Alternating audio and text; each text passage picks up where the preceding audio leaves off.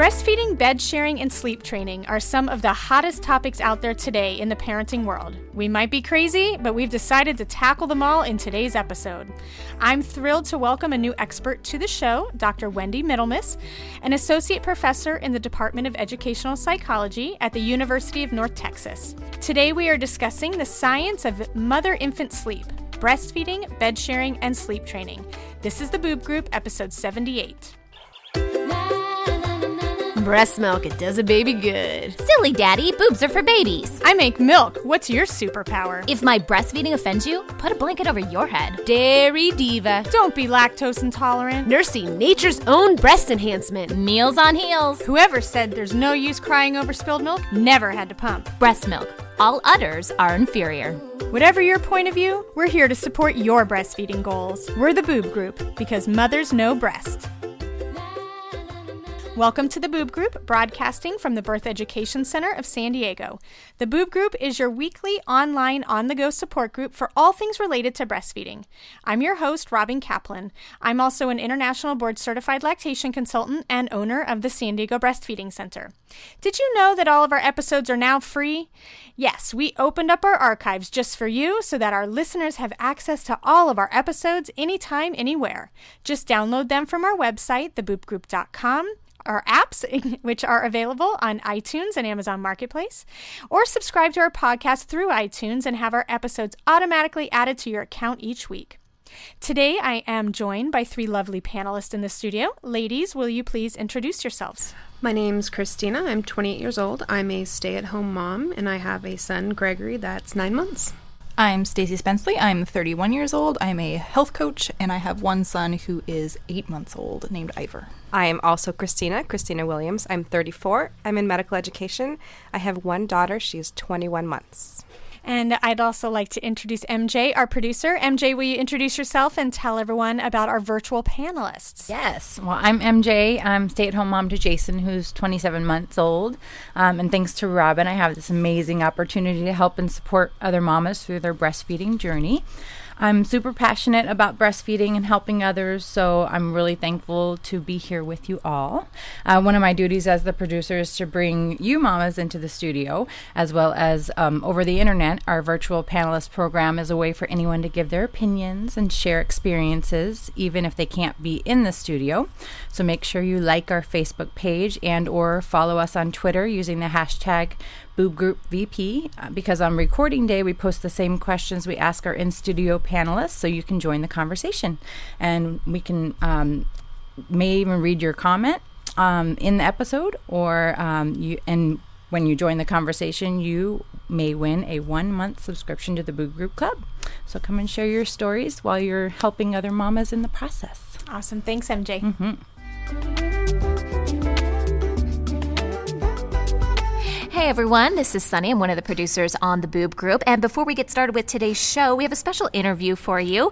Dawn Alva is joining us. She is the founder of Rumina, which creates some wonderful products for breastfeeding moms. So Dawn, welcome to the Boob Group. Thank you so much for joining us. Thank you for having me. So tell us a little bit about yourself and tell us what Rumina is. Well, I'm the founder of Rumina Nursing Wear, and we design garments that transition from bump into your baby, designed for pumping and hands-free pumping and nursing. Okay. So we have tanks and also bras, so that helps when you're on the go and need to either nurse and or hands-free pump. It makes it easy, convenient, and saves time.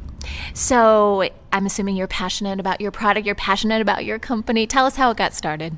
So I struggled with breastfeeding and pumping with my son 6 years ago. And so when I was out in the market looking for something that I could actually do something else with my hands than hold these lovely funnels to my breast, nothing worked for me. My body type just didn't quite fit the structure of the garments that were out there. I wanted something that I could wear at work.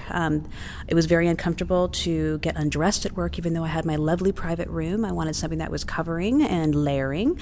So I worked through different processes of putting my idea to paper. So I designed a seamless hands-free pumping and nursing bra, so no irritation with the nipples, and be able to easily, quickly nurse and pump wherever you're at. So, Dawn, tell us a little bit more about the products that you've created that you really like. So I'm really excited. We just came out with a bra that is what we call our relaxed crossover bra. So it has a beautiful design that layers under and has this V around your lovely breasts. But it's hands-free and designed for maternity as well as the new postpartum when you're engorged and sensitive. So it has a soft jersey knit cotton. It's seamless for no irritation, no holes. And it also transitions into hands-free pumping. So I still am nursing my 1-year-old lovely little Beth, and I really love being able to not have to fiddle with any clips or clasp, and I prefer a little bit of support when I'm sleeping, and so I can easily just drop it down, no worries, no fuss, in the middle of the night and get back into bed as quickly as possible. I know, because, I've done that too with, like, you were talking about the clips and stuff, and it feels like sometimes you're spending so much time just, trying to set it up so that you can be hands-free, and I'm like, I probably wasted so much time just setting this up as opposed to absolutely just holding it. I love when our moms give us feedback of when they're in the NICU and they need to be some support and for the time as well as going to transition into work, because juggling family, work, and newborn, it's obviously very, very challenging. So having something that can save you time, quick and easy, and makes you feel comfortable is what I was going for, a very functional garment. So how can people purchase these garments? Well, definitely come to ruminaformoms.com. We have some fun colors coming out over the course of the month. So it's not just your traditional bra colors, which we've been there for our tanks and our bras thus far. So you're going to see some glorious blues and vibrant reds, and I'm excited about that. So you can go to our website. You can also go to Amazon, and we also sell through different boutiques across the country. Okay. Well, we're going to encourage our listeners to go to your website, because Rumina for Moms, if you go over there and you enter promo code MOMMYMedia, you're going to receive 20% off your entire purchase. So, Dawn, thank you so much for being here and for offering this great promo code for our listeners and promoting breastfeeding, because sometimes it's a challenge, and we love that there's products out there like yours that make it just a little bit easier. Thank you very much, Sunny. Today's topic on the Boob Group is the science of mother-infant sleep, bed sharing, breastfeeding, and sleep training. Our expert, Dr. Wendy Middlemiss, is an associate professor in the Department of Educational Psychology at the University of North Texas. She is also the co-editor of a brand new book called The Science of Mother-Infant Sleep, Current Findings on Bed Sharing, Breastfeeding, Sleep Training, and Normal Infant Sleep. Hi, Wendy, and welcome to our show. Hi, thank you. So, Wendy, what is the most current research saying about the safety of bed sharing, and how does this affect SIDS risks? Well, the safety of bed sharing is a topic that gains a lot of research and a lot of attention.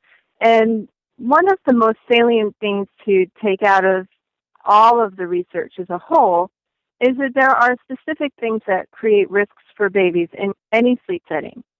And so for safe sleep, really what you need to do is to protect an infant's capacity to breathe, which means you have to keep their airway open, which means you have to protect their mouth and their nose and make sure that their neck isn't bent.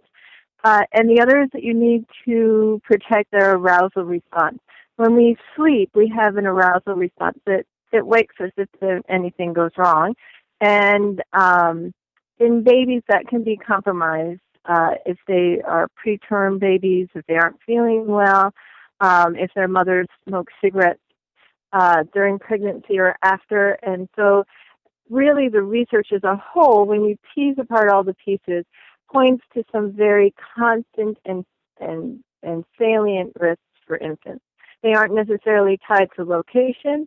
They are tied to what the infant needs to do to be healthy and while sleeping. And what criteria should a parent follow if they want to make bed sharing safe? Well, if they want to make bed sharing safe, then they have to make sure that they are doing everything that is going to lead to those two, protect those two elements of the infant sleep. So to protect the airway, they need to make sure that the baby isn't sleeping anywhere where there's going to be something that will fall on the baby's face, whether it's bedding, whether it's a pillow, whether they're rolling onto a pillow, whether they're rolling up next to something that will impinge their breathing. That's very important.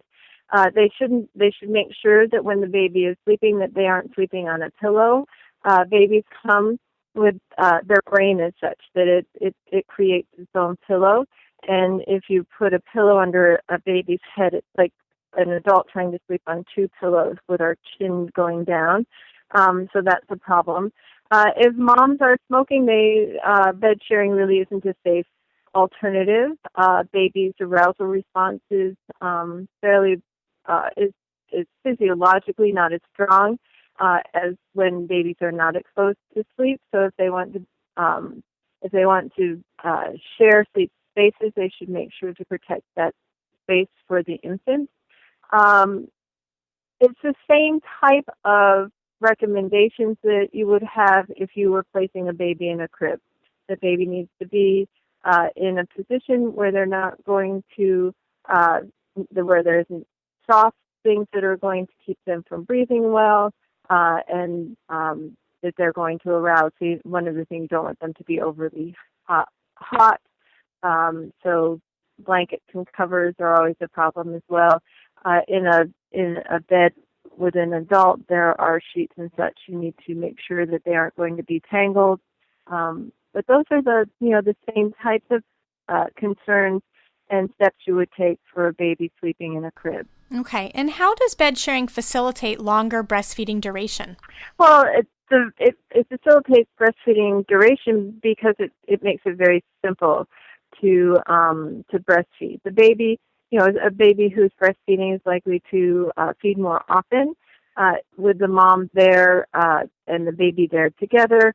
That breastfeeding is just very simple. Putting the baby to bed very often when you're breastfeeding, putting the baby to bed, you breastfeed, and the baby falls asleep. And so there isn't very often the recommendations that come with separate sleep create a necessary space between feeding and the infant sleeping, and that can be a problem as well in regard to that long-term breastfeeding. Okay, and so I'd love to open this up to our panelists now. Ladies, if you bed share, do you bed share all night or just certain times of the night? Christina? We bed share. My son goes to bed about 6:30, 7, and he'll go in his crib until we go to bed at about 8, 9 now these days. And then he'll sleep with us for the rest of the night. And he'll wake up about every hour in the crib, and we have to soothe him back to sleep. And then once we hit the bed, he's out for the rest of the night. Okay. How about you, Stacy? We do. When he was really little, we had a little kind of nest thing that went in the bed. And then now we do the same as Christina. We put him to sleep in the crib. He actually does pretty well in the crib. But then once he wakes up to eat, a lot of times it's hard to put him back in the crib after that. So he's been rolling a lot lately. He's just started crawling. So we try to put him back in the crib, but after a couple of tries, we'd rather sleep. And the more he sleeps, the more we sleep. So we'd rather he was just asleep than he was asleep in the crib. Yeah, absolutely. Everyone's nodding. Christina, how about you?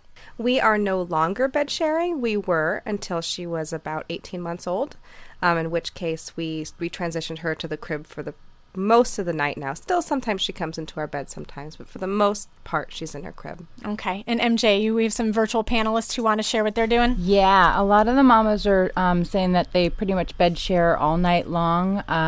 One of the mamas said that she has, it's Karen Sanders, all night since birth, and she's 7 months now. She wouldn't get any sleep otherwise. And then another mama said, Stephanie Creed says, when we did bed share, we did it all night. It was quite convenient for nursing in the middle of the night, and virtually no crying from our baby girl. That's absolutely true. Wendy, does bed sharing make it more difficult for the breastfed baby to sleep longer chunks at night? Do you find that children tend to snack throughout the night when sleeping in bed with mom? There is some indication that they will feed more often. That's not a problematic thing if a baby is sleeping and waking and feeding. It's often raised as though it's something to be troubled about, that it may impact later sleep and the duration of sleep, but there isn't really any research that suggests that that's the case. Certainly there's no issue around feeding for the babies. They don't feed that way during the day. Generally they feed when they're more occupied to do other things. And so there doesn't seem to be any definitive reason why that's a concern, but for many infants that will be the case. For many infants, though, they bed share and they wake every 2 hours or every 3 hours. So it will vary still from infant to infant. Okay. Ladies, do your children breastfeed throughout the night? Yeah, Christina? Yeah, our Gregory does. He's constantly on the boob pretty much all night. And are you getting sleep during this time? Yes, a lot of it. when we go to bed, I mean, I will wake up maybe once or twice just to kind of flip over so he's on the other boob so I don't get engorged. But yeah, he munches all night. Okay. How about you, Stacy?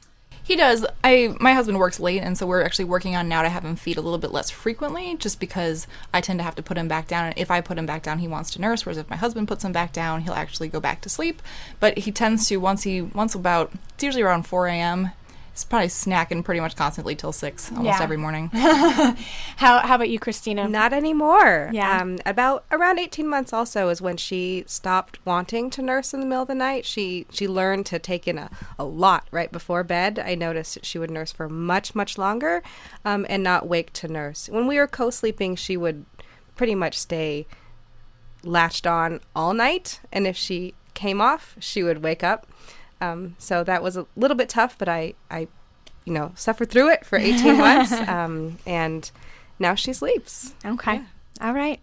Wendy, Kay had posted on our Facebook page, what can I say to people who think that I'm ruining my child's chance of ever sleeping on his own or self-soothing while I'm bed sharing? There isn't any research that suggests that babies who are engaged in shared sleep are going to have problematic sleep patterns later on. Infants take about the first 2 or 3 years to really settle into. Someplace around 18 months is what is a common time for infant sleep patterns, almost irrespective of how they have been sleeping, whether parents had stayed present and put them down to sleep and then picked them up when they woke up, or whether parents were bed sharing with them, or whether they were settling in a separate location from the parent. But at about 18 months, between 18 months and 3 years, almost all infants, the majority of infants, will begin to sleep in a fairly set pattern.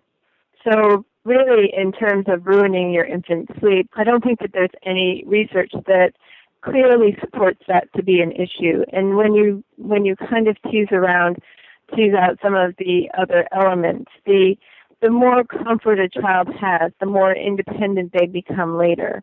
That has to do with attachment theory. It has to do with synchronicity. It has to do with many issues related to the neurology of that developing system of social and emotional interaction. So if someone were to say that to me, I would say, well, that doesn't seem to be the case. And it doesn't seem to be the case. It's just a handy thing, particularly if there's an expectation that infants should sleep through the night at a very early time. Then it's very easy to say that infants aren't sleeping well by 1 year or 1.5 years if they're in a shared sleep situation and they're waking more frequently. That may well be, and it probably is, how they will sleep at that time. But will they sleep that way later? That's not at all documented. Okay. Well, wonderful. Well, when we come back, we will discuss with Wendy what current research is saying about sleep training and how that may impact breastfeeding rates. We'll be right back. Welcome back to the show. We are on the phone with Wendy Middlemiss, who is an associate professor in the Department of Educational Psychology at the University of North Texas, and we are talking about her book, The Science of Mother-Infant Sleep, specifically bed sharing, breastfeeding, and sleep training. So, Wendy, let's talk about this sleep training trend. Parents are exhausted, babies waking up multiple times a night, everyone just wants a decent amount of sleep. So many parents consider meeting with a sleep coach or a sleep trainer. What is the most current research saying about sleep training, and is there a difference between sleep training and crying it out? Well, there are, to start with the last part of that question, sleep training incorporates crying it out, and there are many different levels of crying it out. Basically, when people talk about sleep training or they talk about controlled crying, they're talking about more controlled comforting. they're talking about trying to extend the period of time an infant is required to settle themselves before they receive attention. When you have controlled crying, the way sleep training had been very frequently thought of, it was to leave the baby, to put the baby down if the baby's crying, to leave the baby there unless there were some physical reason that the baby was in danger, and then you would attend to the baby, but then you would put the baby back down. So if the baby threw up or had some other sort of distress that needed to be fixed, you would fix it, and the crying itself wouldn't be a reason to go back to the baby. That would be unmodified controlled crying. Modified controlled crying is when you put the baby down. If they're crying, you attend to them in with longer periods of time in between.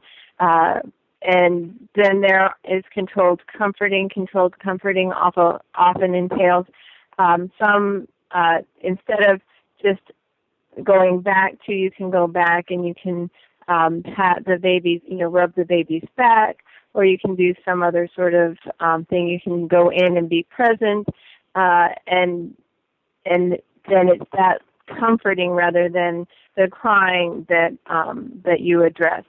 For all of them, if they are done correctly in terms of the actual behavioral modification steps that are required, then babies will stop crying, because it's really just an extinction model where you're extinguishing the crying by not attending to it with any type of response or reinforcement.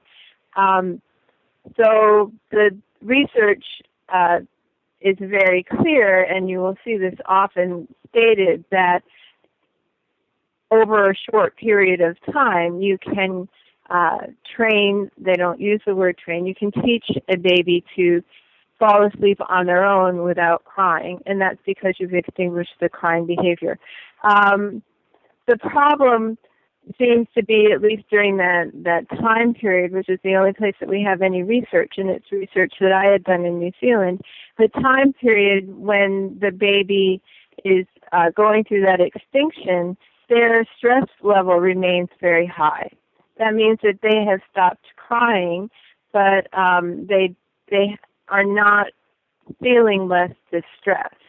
The physiological signs of stress are still quite high. They don't change during that process.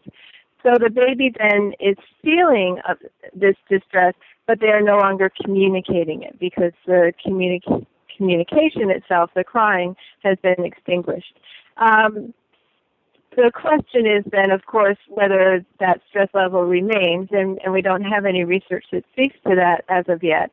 However, it seems a very risky approach to an end, and the end being everybody getting more sleep. Now, sleep, I'll be the first to say, is a very important part of caregiving. Having a baby that's rested, having parents that are rested, is always very beneficial. But getting to it by sleep training probably isn't the best approach. It really creates a situation that's very unnatural for the infant, that lack of response to their distress. Then there are ways to, if you take that as a foundation, then as a family you can start to look at other ways you might be able to manage that nighttime care in a manner where everybody gets more sleep. But, not starting with the sleep training, but if you push that to the side and say, okay, I don't want to start there, and you look back and there are other ways that you can create a good sleep environment. Very often, one of the best ways, and I'm doing some research with a woman in Australia, one of the best ways is to really become extraordinarily aware of their sleep signals and what helps them to, what's most calming for them. And then that sometimes will facilitate that transition to sleep. Okay. And I do want to mention too, because we only have 30 minutes, we will be doing a whole nother episode on just all of these tips and tricks that Wendy has kind of outlined in her book as well. Ladies, have you ever tried sleep training? If you did, what happened? Stacy. We haven't really tried it. We've kind of read a couple of the different techniques, and we're like, okay, is there any way we can get this kid to sleep a little bit longer? Again, my husband works late, so when he pops up, he goes to bed about 7:30, somewhere in there. And if he pops up at 8:30, 9:30, 10:30, I'm the only one who's there, and I have to pump again at night. So it's a little tough when, he's crying and I'm hooked up to my pump and in the other room and all that stuff. But everything, like, we've tried, sneaking in and kind of just patting, and he's not interested. So if I pick him up, I usually end up nursing him back down, which is fine. And like I mentioned earlier, is now that when my husband is home on his nights off, then we'll have him try to go in and soothe him, and then I'm the last resort. And it's I don't know if it's helping him sleep longer, but it's helping me not have to go in every hour at least.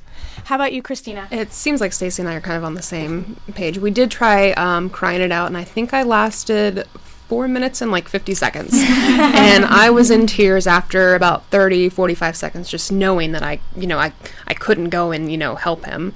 And after that, I swore it off and would never do it again. I mean, now I'm just like, he's eventually going to sleep through the night, and I'm not going to rush it. Yeah.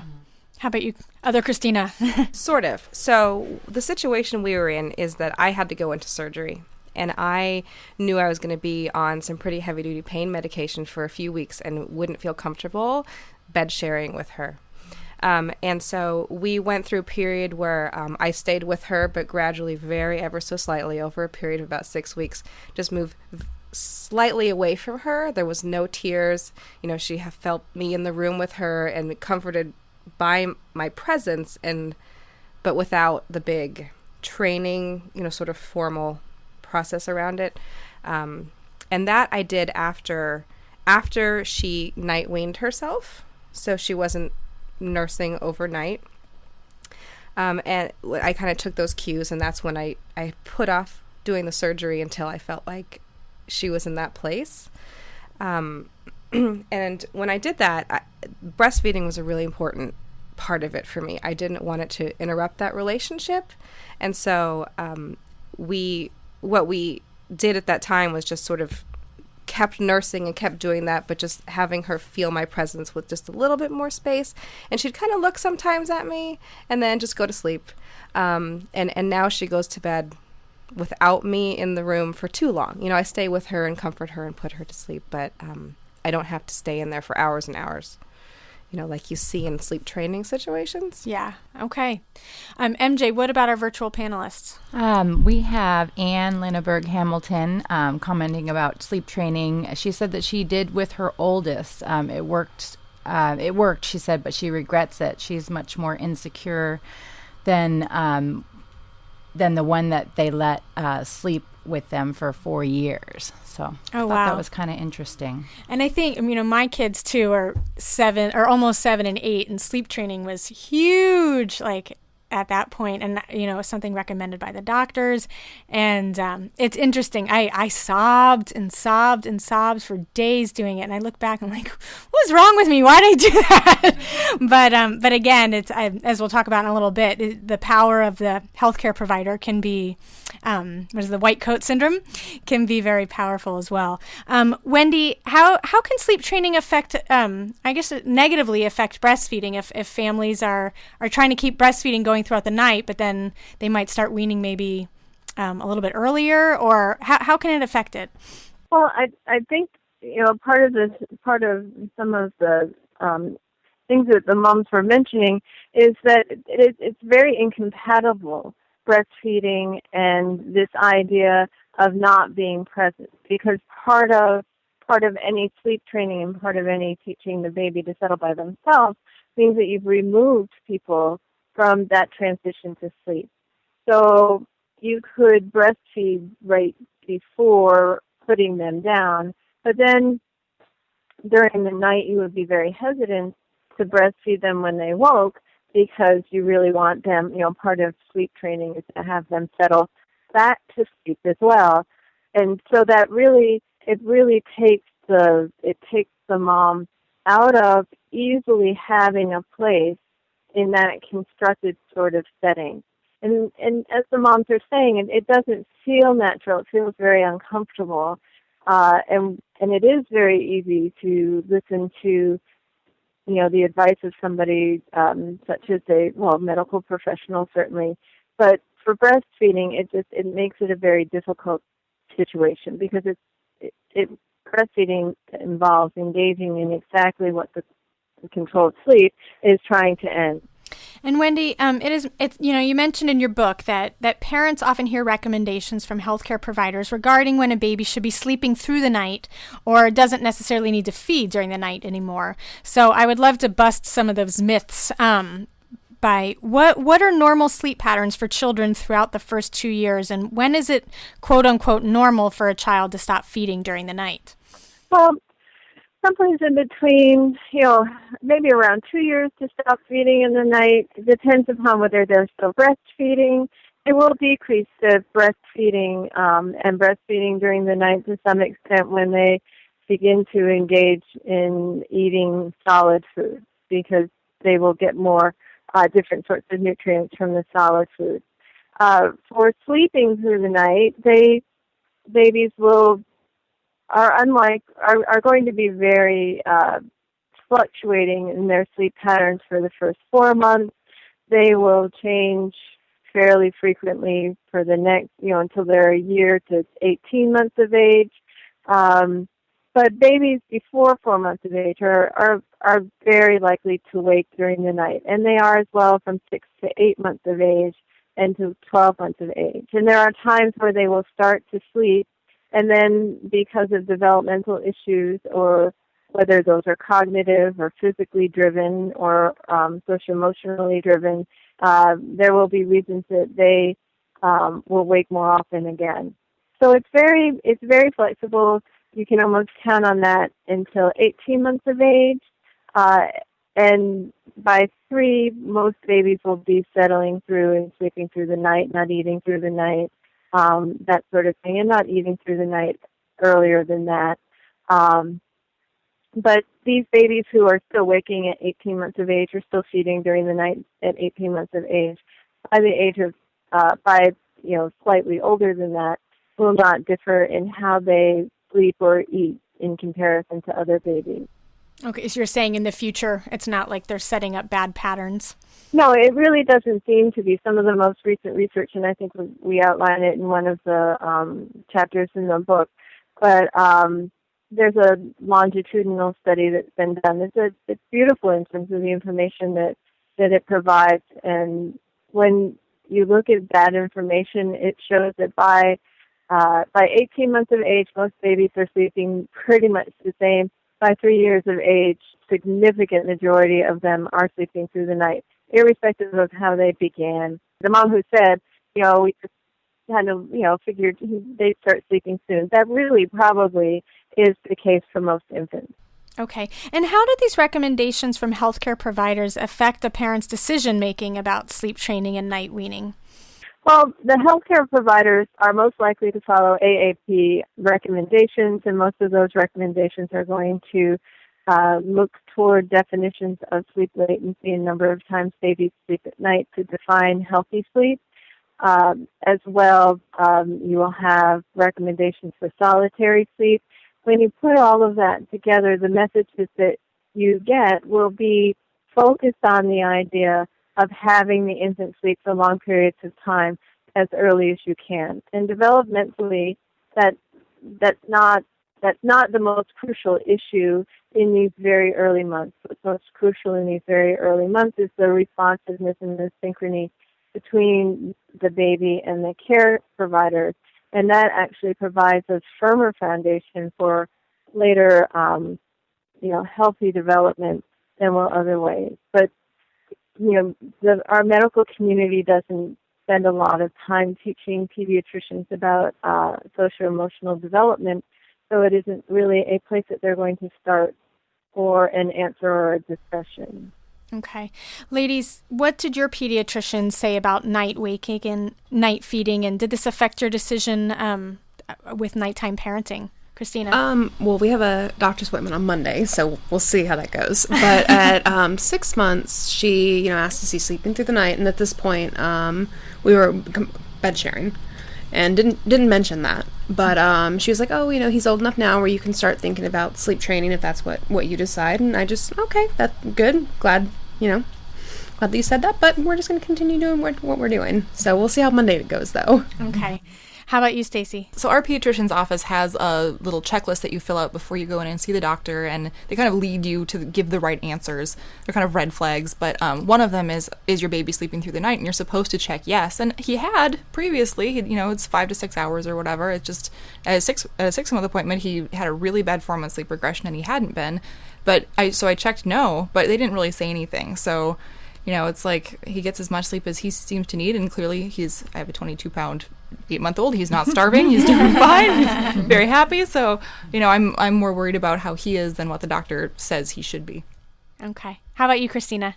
My doctor was always really supportive of, nursing through the night, and was never concerned with her night wakings. She wasn't keen on bed sharing. I told her that's what we're going to do anyway, and end of discussion. But she was always very supportive of breastfeeding as often as possible. Cool. MJ, any virtual panelists sharing any information? Yeah. Priscilla Amy, I love her comment. Why would I ask my pediatrician permission to feed my baby? She says, that's nuts. I fed her when she was hungry. Duh. And then Amy Mowers, she says, she suggested we try and cut down on nighttime feedings so that we wouldn't create habits. I smiled and kept doing what worked for us, and that is listening to our babies and giving them what they need. Sounds like we have a lot of intuitive parents in the studio as well as online. Well, thank you so much, Wendy, and to our incredible panelists for discussing this very important topic that is pretty much on the minds of all parents of small children. And clearly this is such an involved topic, so we plan on having Wendy back on the show to discuss ways to calm a crying baby and have a more peaceful night's sleep based on the research discussed in her book. So thank you so much, Wendy. We so appreciate your time. Oh, it's been a pleasure. There were a lot of wonderful moms that have participated. I know, aren't they great? Yes, they are. And for our Boob Group Club members, our conversation will continue after the end of the show as Wendy will discuss her top 5 tips for making decisions about nighttime care. For more information about our Boob Group Club, please visit our website at theboobgroup.com.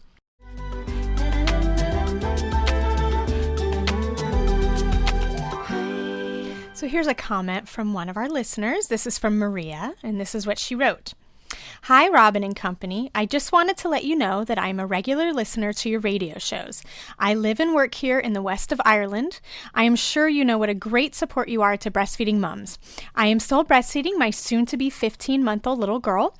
I was hoping to breastfeed to about 12 weeks to give my baby the best possible start in life. From tuning in regularly to your show, I got a lot on information, inspiration, and motivation to keep on going, and I can't believe it's still working out. I have a bright, healthy, happy little girl who loves to breastfeed. Thanks so much for everything. That wraps up our show for today. We appreciate you listening to the Boob Group.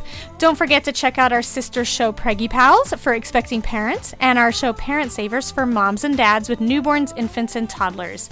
Thanks for listening to the Boob Group, your judgment-free breastfeeding resource. This has been a New Mommy Media production. The information and material contained in this episode are presented for educational purposes only. Statements and opinions expressed in this episode are not necessarily those of New Mommy Media and should not be considered facts. While such information and materials are believed to be accurate, it is not intended to replace or substitute for professional medical advice or care, and should not be used for diagnosing or treating healthcare problem or disease or prescribing any medication. If you have questions or concerns regarding your physical or mental health or the health of your baby, please seek assistance from a qualified healthcare provider. Hey mamas, don't forget to check out Mighty Moms. It's our online community built for new moms just like you. Not only can you connect with other moms, but you can also join us backstage for special mom-only online events. And you'll also be notified when we're recording so you can join us as a special guest. Visit our website, newmommymedia.com, and click on the Mighty Moms banner. It's free. That's newmommymedia.com. See you there.